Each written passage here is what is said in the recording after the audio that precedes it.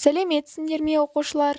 Бүгін біз сендермен бірге Ахмет Байтұрсынұлының есек пен бұлбұл атты мысалынан қысқаша көрініс көретін боламыз.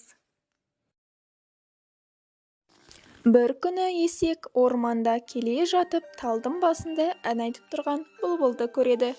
Сонда есек бұлбұлға: «Бұлбұл, барлығы сені әнші дейді ғой. Соның рас болса, маған бір әніңді салып берсеңші» деп өтініш жасайды. Сонда бұлбұл есектің сөзін қабыл алып, өзінің әсем даусымен әнін шырқай бастайды. Барлық жан-жануар, жәндік атаулы бір орында тұрып, бұлбұлдың әсем әнін тыңдайды. Ал табиғат болса бір сәтке тынышталып қалғандай.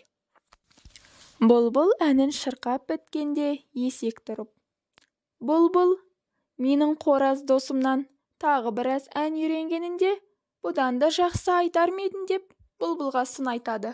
Сонда бұлбұл: «Құдай мені саған сынатпасын» деп, пыр етіп, қанатын кеңге жайып, көкке ұшып кете береді.